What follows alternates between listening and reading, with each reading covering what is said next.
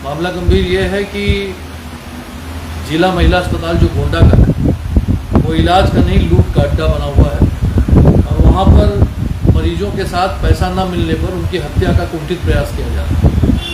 इसका जीता जागता उदाहरण हमारे बगल में ये बैठे हुए उनको दिखाइए।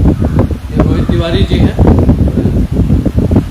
रोहित हमारे यहाँ हमारे साथ में रहते हैं, हमारे साथ में काम करते हैं, हमारे यहाँ गाड़ी भी चलाते हैं और अभी हमारे साथ रहते हैं। उनकी भाभी है पूर्ति तिवारी। परसों शाम परसों सुबह शाम को आपने उनको फोन किया। परसों सुबह जो है इन्होंने हमको शाम को बताया कि हम आज सवेरे से अस्पताल में आए हुए हैं और भैया हमारी भाभी की डिलीवरी होनी है और अस्पताल में हम आए तो पहले डिलीवरी करने के नाम पर धन उगाही की बात की गई। थोड़ा बहुत इन्होंने कहा कि हमने इकट्ठा कर लिया था, लेकिन जब हम पूरा पैसा नहीं दे पा रहे थे तो हमको ये बताया गया कि आपकी भाभी HIV पॉजिटिव है। HIV पॉजिटिव आप लोग समझते हो, और साथ ही साथ हेपेटाइटिस C भी बताया गया कि उनको है। हालांकि मैं जो रिपोर्ट मेरे पास है वो भी मैं अभी आपको दिखाता हूँ। अखबारों का जो आज सम्मानित अखबार ने ये खबर छापी है वो भी आपको दिखाता हूँ। उसमें HIV पॉजिटिव तो नहीं, लेकिन ये जो बता रहे हैं कि मुझे दोनों बताया गया वो दोनों है, लेकिन हेपेटाइटिस C से प्रभावित बताया गया कि वो पॉजिटिव है। फिर इनको किसी ने ज्ञान दिया होगा। हालांकि मुझे इन्होंने फ़ोन किया, मैंने इनसे कहा कि एक बार बाहर भी जांच करा लो, रोग किसी को भी हो सकता है।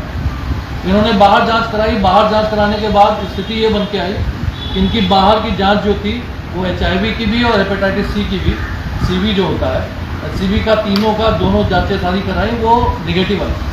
फिर ये अस्पताल में दोबारा गए क्योंकि इनका पेशेंट जो है वो भर्ती था।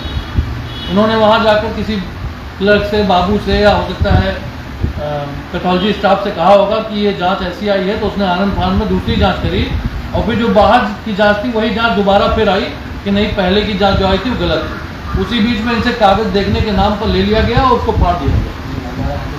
इनके बताओ इसमें क्या, फिर इनके हाथ से वो कागज छीन के फाड़ दिया गया।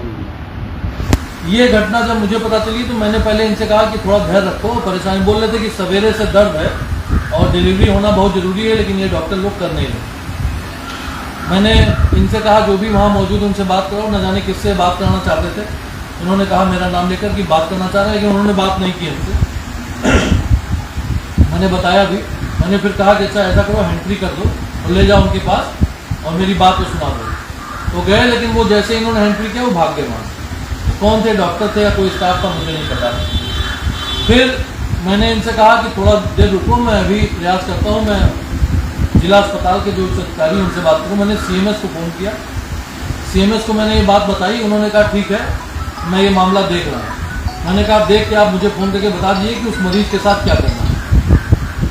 ना CMS का फ़ोन आया। उतनी देर में घबरा गए। इन्होंने बिना बताए मुझसे अपना पेशेंट बाहर भर्ती करा दिया और डिलीवरी हुई। इनको मैं बधाई देता हूँ, उनको बेटा हुआ है, इनके भाई को। इनकी भाभी जो थी प्रेग्नेंट थी, उनकी डिलीवरी हुई, एक बेटा हुआ, स्वस्थ बेटा। अब स्थिति देखिए क्या है कि पैसे के लिए क्या क्या काम हो रहा है। जरा तब तक तुम बताओ, मैं कागज इकट्ठा करता हूँ। बताओ क्या हो रहा है, क्या क्या हुआ। भैया तीसरी बार वहाँ करवाने गए हम। बाहर की जब आपसे बात हुई है, बाहर जब हम जाँच कराए तो उसमें निगेटिव निकला सब कुछ। फिर मैंने जब वहाँ दिखाया वो कि बोले गलती से होगा, ये ब्लड चेंज हो गया, ऐसा वैसा बता के भैया। फिर नीचे आए ऑपरेशन के लिए, वो बोले भी जाइए आप ऑपरेशन करवाइए वहाँ पर। वो पर्चा बना के दिए। ऑपरेशन थिएटर में भी लेके गए, पेशेंट को भी लेके गए वो। तो वो कुछ पैसों की मांग करने लगे कि हम अभी ऐसा वैसा 3-5 दिन बताया। फिर हमने कुछ पैसा जैसे 10,000 रुपये मैंने इकट्ठा किया किसी तरीके से मंगा कर। ऑपरेशन के लिए मैंने उनको भेजा कि अच्छा लीजिए सर ऑपरेशन करिए। लेके गए, उसके 15 से 20 मिनट बाद बाहर निकाल दिए। बोले हम नहीं करेंगे, ऐसा कि 40,000 रुपये दीजिए आप, हमारे कोई मारुति चौराहे के पास उनको कोई प्राइवेट हॉस्पिटल है, वहाँ बताए कि वहाँ हॉस्पिटल में लेके आइए, वहीं में इनका जो भी होगा ऑपरेशन करेंगे। वो कोई बाद में ये होता है वहीं लेके आइए, कोई दिक्कत नहीं होगी, दवा जांच जो भी ऑपरेशन होगा वहाँ सब सही कर देंगे। ये हो गया हमारे साथ। देखिए ये सुनो जी का क्या लिखा है, पढ़ा गलत जांच रिपोर्ट में ऑपरेशन टला, 12 घंटे तड़पी गर्भवती। और तीनों जांचें हैं। पहली जांच जो पॉजिटिव बताई गई, उसके बाद जो जांच बाहर से इन्होंने कराई, फिर तीसरी जांच जो अस्पताल की भी पॉजिटिव निगेटिव बताई गई। ये और इसमें CMS का बयान भी है और इनकी सारी बातें इन्होंने एप्लीकेशन बनाई। ये मुद्दा निश्चित रूप से बहुत गंभीर मुद्दा है और ऐसे न जाने कितने लोग रोज प्रताड़ित होते हैं। भारत का भविष्य अगर सुंदर बनाना है, भविष्य अगर उज्जवल बनाना है, तो सबसे पहले हमें शिक्षा और चिकित्सा पर काम करना होगा। हमारे इसी प्रदेश के माननीय मुख्यमंत्री जी और अच्छी चिकित्सा व्यवस्था का जो ढिंढोरा पीटते हैं माननीय स्वास्थ्य मंत्री जी ब्रजेश पाठक जी, मैं आपसे भी कहना चाहता हूँ कि ये जिला अस्पताल गोंडा की जो बात है ये आपके कानों तक पहुँचे। ये फेसबुक के माध्यम से नहीं, अभी मैं और भी प्रयास करूँगा सारी चीज़ों से, लेकिन फेसबुक पे आना इसलिए जरूरी था क्योंकि ये हमारे यहाँ पर ड्राइवर का काम करते थे आदरणीय तिवारी जी, और इनका परिवार 2-3 पीढ़ी से हमसे जुड़ा हुआ है। इन्होंने ये बात हमारे पास कही तो मैं आपके तक पहुँचा रहा हूँ और इनका अखबार में भी जो सूचना आई वो आई, लेकिन न जाने कितने गरीब ऐसे लोग हैं जो विवश होंगे जिनको कोई भी देखने वाला नहीं, वो ना हमारे पास पहुँच पाते ना हमारे जैसे किसी और के पास पहुँच पाते हैं।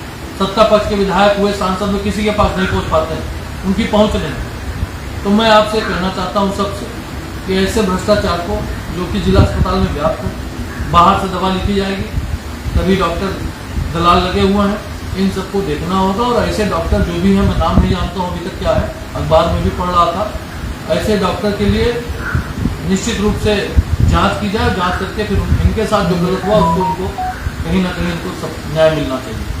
तो ये मैं आप सबसे कहना चाहता हूँ। मैंने सीएमएस से बात करी थी, आज मैं अभी डीएम साहब से भी बात करूँगा और डीएम साहब तक ये बात पहुँचाना चाहता हूँ कि ये जो व्यवस्था चल रही है ये व्यवस्था ठीक की जाए। आए दिन ये मैं कहता हूँ और तमाम हमारे पार्टी के नेता लोग कहते हैं, अन्य पार्टी के नेता भी कहते हैं, कभी कभी सत्ता के लोग भी 1-2 लोग आवाज़ उठाएं कि अस्पताल में पूरी तरह से भ्रष्टाचार व्याप्त है।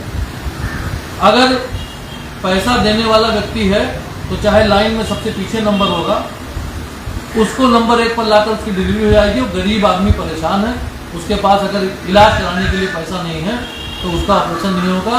ऑपरेशन में देरी होने के नाते कई बार जच्चा और बच्चा दोनों की जान चली जाती है। तो मैं आज ये बहुत गंभीर मुद्दा है। निश्चित रूप से अस्पताल, क्योंकि मेरे घर के सामने जिला अस्पताल है, मैं जिला अस्पताल के पीछे रहता हूँ, तमाम सारे डॉक्टर हैं, लेकिन शुद्ध रूप से अगर मैं बताऊं तो जिला महिला अस्पताल में स्थिति ये है कि ऐसे व्यक्ति जिनकी भाभी अगर आधा 1 घंटा ऑपरेशन ना हुआ होता, ये तो उनकी सूझबूझ थी, मैंने भी इनसे कहा कि थोड़ी देर रुको, लेकिन ये उसके बाद भी लेके चले गए और स्वस्थ बच्चा हुआ। न जाने कितने लोग परेशान हैं।